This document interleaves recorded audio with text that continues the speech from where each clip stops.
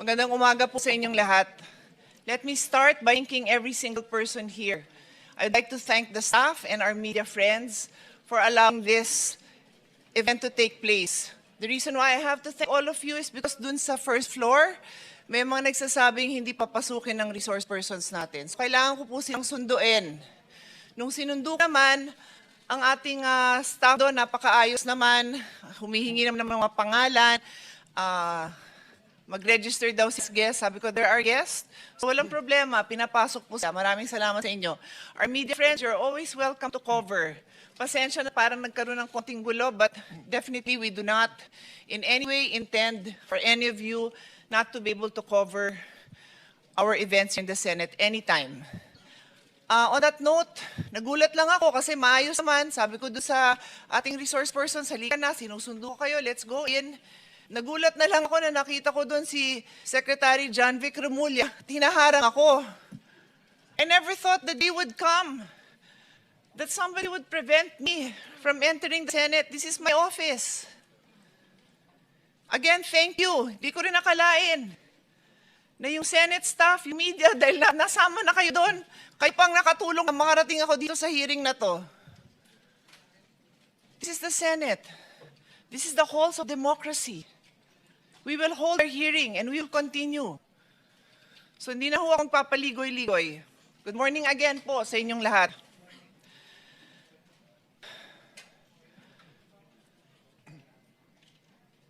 Before I begin, I'd like to address a very important thing. Yesterday, a session was purportedly held by 12 senators, 12 po, in which committee assignments were declared vacant and chairmanship of this very committee, this committee on the Blue Ribbon, was allegedly replaced. I stand before you today to state clearly and unequivocally that session was invalid. Wala po silang 13. Kahit grade 1, marunong magbilang. Kailangan ng 13. So wala ho silang authority gawin yung mga ginawa nila. The 1987 Philippine Constitution states, Article 6, Section 2, the Senate shall be composed of 24 senators. May narinig ho kayo 22? Wala, 24. Article 6, Section 16.2, a majority of each house shall constitute a quorum to do business. Rule 2, Section 2 of the Senate rule states, the officers of the Senate shall be elected by the majority vote of all its members. Majority vote is 13. When 12 senators convene and purportedly held session, how can that be valid?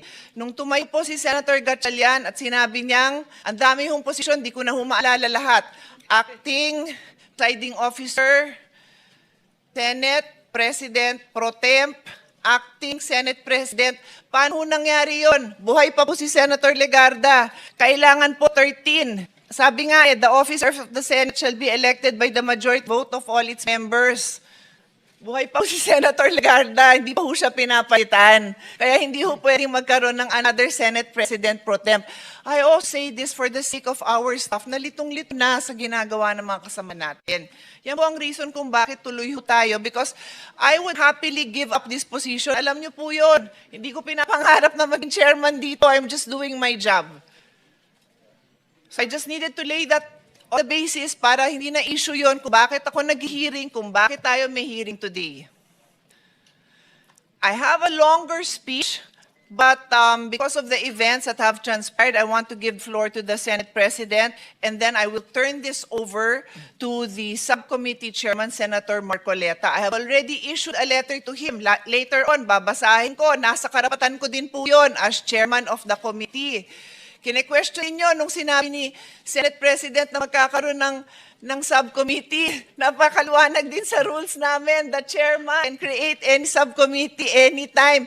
It can be verbal, it can be written, it can be text. Lahat na ng versions na ginawa ko. So valid po itong pag-create natin ng subcommittee. In any case, nandito din po ako. Pero may hearing din po akong isa tungkol sa taxation. Baka maya kailangan ko din sunduin sa baba yung mga mag-hearing ng mga kasama kong resource person for taxation. Anyway, I will give the floor to the Senate President. Thank you. Katotohanan, basis ng ating paniniwala sa Diyos, basis ng ating paniniwala sa isa sa lipunan na to, basis ng ating 1987 Constitution ay katotohanan. Let's start out and make it this very clear. This is not against the administration. This is not for the administration. This is not for any political party. I ran in 2022 as an independent. I became Senate President with 13 people with different political belief. This is about the truth. So let me read this into the record. Revised Penal Code as amended by Commonwealth Act number 264, restored by EO number 187. Acts tending to prevent the meeting of the assembly and similar bodies. The penalty of prison correctional or a fine ranging from 200 to 2,000 pesos or both shall be imposed upon any person who by force or fraud prevents the meeting of the National Assembly, Congress of the Philippines, or any of its committees or subcommittees, constitutional commissions or committees or divisions, or any political board, or city or municipal council or board. Article 144, as amended by Commonwealth Act 264 as restored by EO 187, disturbance proceedings, the penalty of arresto mayor or a fine of 200 to 1,000 pesos shall be imposed upon any person who disturbs the meeting of the National Assembly or any of its subcommittees, committees or subcommittees, constitutional commissions or committees, division thereof, or any provincial board or city, municipal council or board, or prevent, or in the presence of any such body should behave in such a manner as to interrupt its proceeding or to impair the respect due to it. I shouldn't have to read this. We do not want to put the Senate staff in the middle. But I invite the Blue Ribbon Committee staff, I invite the staff of the Senate, while thanking the Office of the Sergeant at Arms, thanking the ladies and gentlemen who opened the doors to us today, who assisted Senator Pia to make sure that our resource persons are here today. As a point of order, Madam Chair, Rule 3, the President, his duties and powers. Section 3, letter E, to have general control over the session hall, the antechambers, corridors, offices of the Senate. Nandyan din yung power to dismiss any employee for cause, which dismissal in the case of permanent classified employee shall be in conformity with the civil service laws. I agree, let's not put the burden on the employees, but now it's a matter of conscience. Ladies and gentlemen of the Senate, you know the law. You work for the Senate. You work for lawmakers. You work for the Republic of the Philippines. Alam nyo kung anong tama't mali.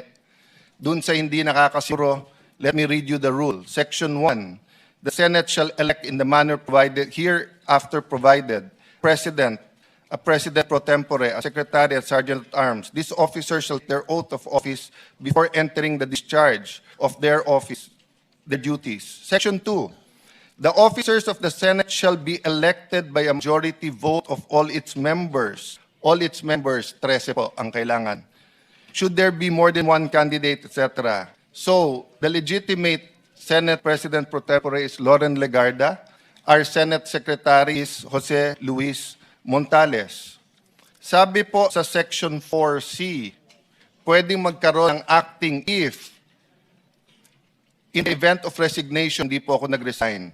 In the event of removal, tinong ko sa mga kapatid natin sa media kapon, did they remove us yesterday? You need a vote of 13 to remove us. Am I dead? Death. I don't think I'm dead. Absolute incapacity of the President. Siguro naman po I'm in control of my faculties, physical and mental, emotional, spiritual. Ano po ang sabi ng Section 10? Ipalagay na po natin, yung sinabi ni Senator Pia ay mali. Ipalagay natin na yung katahimikan ng lahat ng mga dean ng mga law school ngayon, na sunod-sunod ang kanilang manifesto, pero kahapon tahimik silang lahat dahil alam nilang mali at hindi malturo sa kanilang mga estudyante. Sabihin nyo na po, sabihin nyo na tama yung kahapon. Ano sabi ng Section 10? The term of office of the President pro tempore, the Secretary and Sergeant at Arms, shall begin upon their election and shall end when their successors shall have been elected. Nahalal na po ba yung kapalit ko? Yung nag-press con po kanina, nahalal ba siya bilang Senate President? Hindi po. Siya mismo nagsabi, naghihintay pa sila 13. So, ladies and gentlemen, we will continue to function. Hindi po kami makapag-away, hindi po kami kapit-tuko, walang violence sa aming mga buto. pero ipaglalaban namin Pilipino ang konstitusyon at ang katotohanan. So may I invite all senators to join us in this hearing and succeeding hearings. The credibility of the gentlemen in front of us will be tested. So dun sa nagsasabing hindi totoo ang kanilang sabi, pumunta na po kayo dito ngayon. Hihintayin namin kayo para pagkatapos nila magsalita, matesting natin, masubukan natin, ma-cross-examine natin. Then the Filipino people will know who is telling the truth. Thank you very much, Madam Chair. Let me just acknowledge the presence of Senator Dante Marcoleta, who is our subcommittee chair. I will acknowledge him. I am acknowledging him, but I'll turn over the floor to him in a minute. Senator Amy Marcos and Senator Robin Padilla. So, everyone, I have here my letter. This is signed. I signed this on officially on June 2, but I informed him a week before that that as Blue Ribbon Chairman, as the chairman of the Blue Ribbon Committee, I designated Senator Marcoleta as the chairperson of the subcommittee authorized to conduct a motu proprio inquiry in aid of legislation on the Philippine underwater privilege speech of Senator Lacson, flooded gates of corruption, flooded gates of hell, etc., etc. Nandito po lahat yan sa sulat. And I will just read to you Section 20 of the Senate Rules of Procedure governing inquiries in aid of legislation, which provides Section 20, subcommittees, delegation of authority. The chairman of a committee may create subcommittees as may be deemed necessary for the purpose of performing any and all acts which the committee as a whole is authorized to do and perform. Klaro po yun.